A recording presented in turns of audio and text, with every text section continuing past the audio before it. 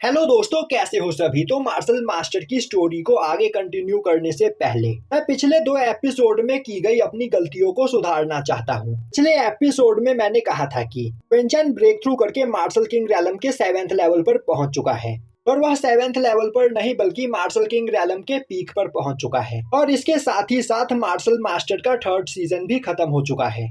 तो अब आगे की स्टोरी कंटिन्यू होती है मार्शल मास्टर के 4th सीजन से।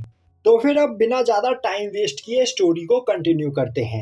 पिछले एपिसोड में हमने देखा था कि ग्रीन स्वॉर्ड के अंदर से निकलकर एक जाइंट पाइथन क्वेंचन और रोयू पर अटैक करने की कोशिश करता है, पर तभी रोयू के पास मौजूद एम्परर लेवल स्वॉर्ड काफी तेजी से अपने आप ही उस ग्रीन पाइथन के साथ फाइट करने लगती है। पर वह ग्रीन पाइथन बहुत ही ज्यादा पावरफुल होता है और अब वह धीरे धीरे रोयू के स्वॉर्ड को ओवरपावर करने लगता है।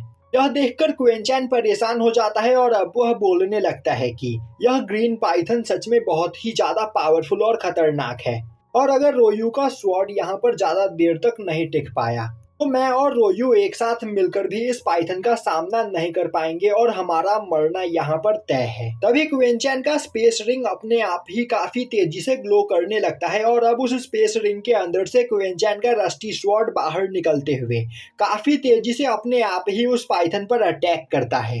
अब उस जगह पर रस्टी स्वॉर्ड के आते ही रोयू की एम्परर लेवल स्वॉर्ड वापस से उसके पास चली जाती है। दूसरी ओर वह पाइथन काफी खतरनाक अटैक रस्टी स्वॉर्ड के ऊपर करने की कोशिश कर रहा होता है, पर रस्टी स्वॉर्ड उसके सभी अटैक्स को ब्लॉक कर ले रहा होता है। यह देखते ही वह पाइथन एक काफी खतरनाक ब्लास्ट करते हुए रस्टी स्वॉर्ड को खुद से दूर कर देता है। तभी उस रस्टी स्वॉर्ड के अंदर से एक ड्रैगन निकलकर बाहर आता है और अब वह ड्रैगन उस पाइथन पर अटैक करते हुए उसे डिस्ट्रॉय कर देता है। तभी ग्रीन स्वॉर्ड उस जगह पर कई सारे स्पिरिट क्लोन बनाते हुए काफी तेजी से उस ड्रैगन के ऊपर अटैक करता है, पर वह ड्रैगन बड़ी ही आसानी से उस अटैक को भी डिस्ट्रॉय कर देता है। अब यह देखते ही ग्रीन स्वॉर्ड खुद ब खुद आगे बढ़ते हुए वहां पर रस्टी स्वॉर्ड के साथ फाइट करने लगता है। वहीं पर यह सब देखकर क्वेंचन और रोयू दोनों के ही होश उड़ चुके होते हैं, क्योंकि रस्टी स्वॉर्ड और ग्रीन स्वॉर्ड दोनों ही एक दूसरे को बराबरी की टक्कर दे रहे होते हैं। वहीं पर यह सब देखकर रोयू सोच रही होती है आखिर क्वेंचन है कौन और इसका बैकग्राउंड क्या है। और तो और मैंने आज से पहले इतना ज्यादा पावरफुल डिवाइन वेपन कभी नहीं देखा। क्वेंचन के पास जो रस्टी स्वॉर्ड मौजूद है उसकी पावर मेरे पास मौजूद एम्परर लेवल स्वॉर्ड से भी 10 गुना ज्यादा है। और तो और इस स्वॉर्ड की हालत अभी बहुत ही ज्यादा खराब है, पर इसके बावजूद मैं फील कर सकती हूँ कि क्वेंचन के पास जो स्वॉर्ड मौजूद है वह एम्परर लेवल डिवाइन वेपन है। वहीं पर वह ग्रीन स्वॉर्ड अपनी पूरी पावर का यूज करते हुए रस्टी स्वॉर्ड पर अटैक करने की कोशिश कर रहा होता है, पर रस्टी स्वॉर्ड की पावर भी ग्रीन स्वॉर्ड के बराबर होती है। और अब उन दोनों के अटैक से उस जगह पर इतना ज्यादा प्रेशर रिलीज होता है कि 7th फ्लोर के ऊपर मौजूद एक फॉर्मेशन वहां पर एक्टिवेट हो जाता है और अब उस फॉर्मेशन के अंदर से कई सारे स्क्रोल निकलकर बाहर आते हैं।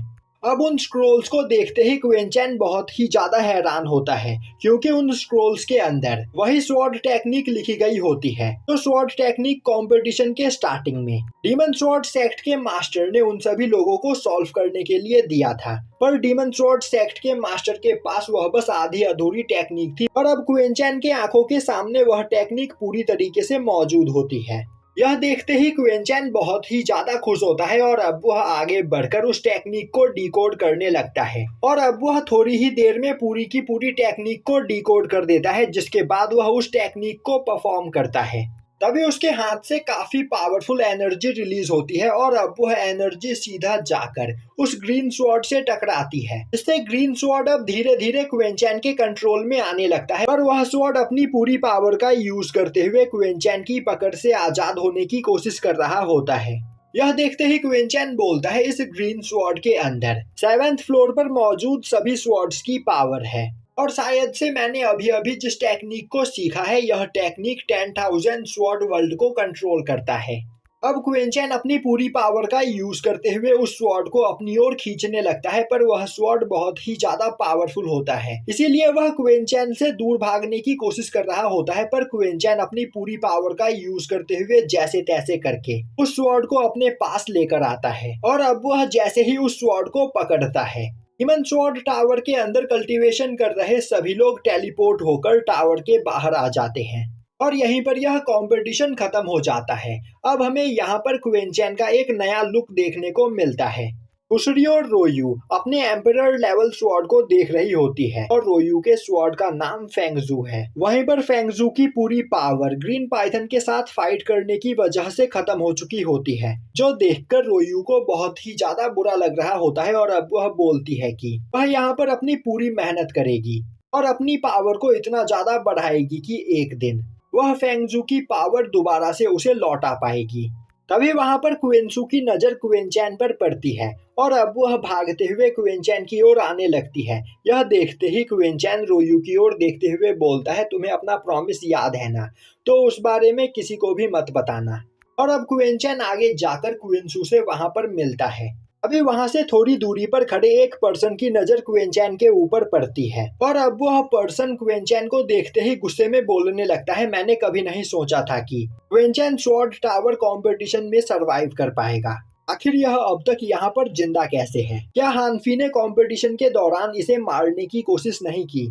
तभी एक एल्डर आगे आते हुए हंसते हुए बोलता है, इस बार के स्वॉर्ड कंपटीशन में टोटल 4 लोगों ने 6th फ्लोर को अचीव किया है। मुझे पूरा यकीन है कि वह हमारे 4 कोर डिसाइपल होंगे, तो सभी कोर डिसाइपल आगे आओ और अपने रिजल्ट को यहाँ पर अनाउंस करो। अब यह सुनते ही हानफी, लैंग वेनफेंग और सुई तीनों ही आगे जाते हैं, जिन्हें देखते ही डीमन स्वॉर्ड सेक्ट का हेड खुश होते हुए बोलता है, तो मुझे बताओ आखिर स्वॉर्ड टावर में तुम्हारी पोजीशन क्या थी? तभी हानफी सबसे पहले आगे आते हुए बोलता है, मास्टर, मैंने स्वॉर्ड टावर के 5th फ्लोर को अचीव किया, पर अगर मुझे यहाँ पर थोड़ा और टाइम मिलता तो मैं 6th लेवल पर भी जा सकता था। यह सुनते ही वहां पर खड़े सभी एल्डर्स गुस्सा हो जाते हैं और बोलने लगते हैं, हानफी, तो तुम कहना चाहते हो कि तुम 6th लेवल पर नहीं पहुंच पाए, तुम बस 5th लेवल तक ही जा पाए। तो अब इससे यह साबित होता है कि वुमिंग, लैंग वेनफेंग, सुयांग और सुई ने डीमन स्वॉर्ड टावर के 6th फ्लोर को अचीव किया है। और यह बोलते हुए वह सभी एल्डर्स उस जगह पर हानफी के टीचर का मजाक उड़ाने लगते हैं और यहीं पर यह एपिसोड खत्म हो जाता है।